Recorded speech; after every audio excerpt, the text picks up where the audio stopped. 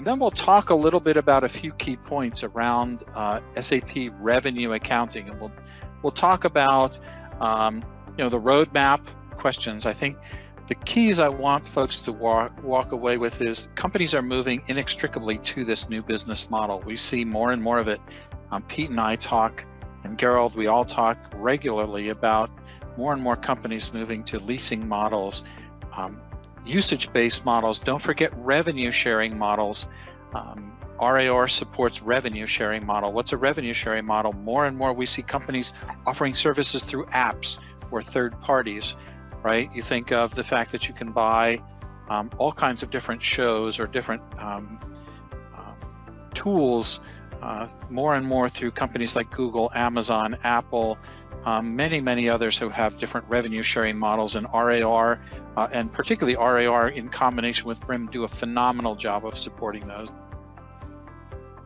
Unpacking BRIM, order to cash for new business models, driving order to cash and connecting that to compliance. For everybody, BRIM is a powerful platform. It's not a solution, it's not a piece of software, it's a platform that drives flexibility and scalability, integrated with core SAP, but integrated with lots of other solutions. And as you saw from the solution cycle that we do, you can absorb it and take it on differently.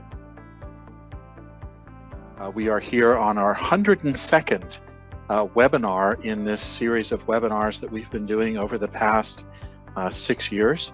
I'm really excited about this one because this is the first one I get to do with my friend and colleague Michael Schwartzman about cash and some of the implications of cash management for the digital solutions economy. As we think of one of our clients, which is a healthcare organization, they may have not-for-profit or non-profit, and what are the different rules in different parts of their business? So you have to manage those. And of course, finally, everybody loves the tax man, and we need to make sure that we keep in mind, the tax implications. But the reality is the benefits are huge. If you can figure out how to get this done, and of course, Bramisol offers experts like Michael and others on our team to help you through that process, you can reap huge benefits. Many of our customers have seen big benefits in terms of saving, as Michael pointed out, saving bank fees, whether it's on consolidating bank accounts, consolidating those wire transfer fees into a single entity. You can save and free up cash so you have more cash to invest because you've consolidated that cash together. It also gives you a much better, when you have all of these different transactions all over the place, it becomes harder to really understand your cash position, and gives you an opportunity to know whether you need to borrow overnight, you can lend overnight. So it gives you that flexibility, that visibility as well.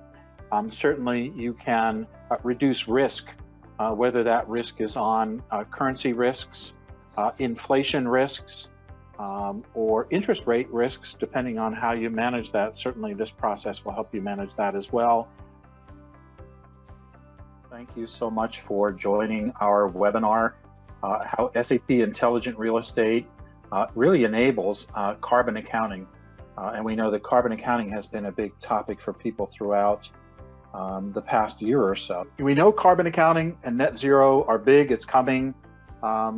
Bramisol spent a lot of time looking at, we talked about ASC 842 for lease accounting, we do revenue accounting.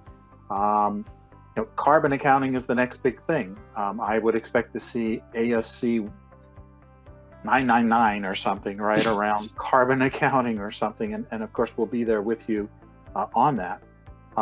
Real estate and vehicles comprise, if not certainly one of the most significant portions of emissions and contributions to carbon accounting. That's amazing, the statistic that you shared, Tom, about what percentage of landfill is driven by construction waste. And construction waste, and just all of that in general. We have this vision of piles and piles of diapers, and don't get me wrong, we should focus on that, but maybe we should be thinking a little bit more about the space we have, managing and using a tool like SAP Intelligent Real Estate and Real Estate. You so well said, and we talk about what gets measured gets managed. My key takeaway would be really because we talked about cloud, but really the focus of this session was around the public cloud, S/4HANA Cloud, what we offer there. And for me, it's really important that you embrace and understand really the benefits S/4HANA Cloud provides, rather than looking at the old world, the on-premise world with all its complexity. And this would be, for me, the key message. Look at the end-to-end process and see where the benefits are, the simplifications, because they are there for a good reason. I think it's just, SAP has a lot of experience in automated revenue management, revenue accounting, revenue recognition, and we're bringing all that into the cloud, right? Private and public. And I think we're seeing a lot of momentum, right, in the public cloud in terms of not only the product, roadmap and portfolio that's coming to market and available to customers, but also the amount of customers consuming that. So today we're here to talk about connecting the back end to the front end. And why are we really here?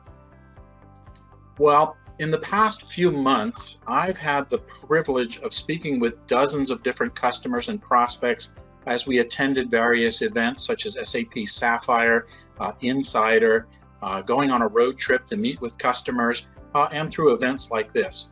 And there are really four big themes or topics that we've come away with and learned about. The first one that we hear about, and I put these in some sentences, is, hey, John, our company through acquisition and merger has really acquired a number of different customer-facing systems and has multiple business units. We struggle with this idea of a unified view of our customers in finance. And in some cases, by the way, through revenue sharing, customers are also partners or vendors. Another theme we've come across is we have a great front end, but struggle with multiple fulfillment systems and integrating our processes so that they talk seamlessly to one another. We also hear that customers believe in moving to a SaaS model, that would smooth out their cash flow and make it more predictable. But multiple payment methods, customer chosen bill dates, contract changes actually did the opposite and created a little bit more variability in that space. And then finally, the one we hear most often, because of course we do a lot in the area of compliance, revenue recognition, leasing, and connecting that with BRIM in particular, is we've spent a lot of time on our subscriptions. We really focus in on that front end, but with all of these numerous regulations in place and with the need for analytics, we think we need to spend more time to ensure we comply with these regulations for reporting, data privacy. I'm calling it new features for the new economy. Earlier this year, we talked a bit about more updates in terms of the digital solutions economy. We'll touch on that very briefly, and then we'll dive into some of the great work that the team from Waldorf and SAP has been doing to continue to evolve the models both for the private and public cloud. As we've seen, a lot of companies are moving to these new business models. We talked about a few of them where companies are introducing subscription-based models and leveraging cloud-based tools or scenarios such as event-based revenue recognition, contract-based revenue recognition, in combination with BRIM tools such as subscription billing, are a great way for companies to really explore and get a toe into these new business models and try them out. We're seeing tremendous growth in XaaS and outcome-based models. Companies that I never would have thought are thinking of outcome-based models, such as medical device manufacturers who are looking at implementing, how many tests, rather than billing you for the instrument, how many tests were completed, or how much blood was filtered. There are a lot of different models out there, fascinating space, but we're seeing more and more of that, and particularly as companies are moving in the direction of mergers and acquisitions or acquiring together. This is another great way for you to bring in the power of SAP's integrated flows. SAP revenue management continues to evolve to meet these needs. We see tons of new innovations, as you've just seen today from Gerald and the team about what we're bringing in, the enablement of new business models. You saw the maintenance piece in particular, but lots of other additions in terms of sell to stock and service-based models. Universal parallel accounting is a topic that we're seeing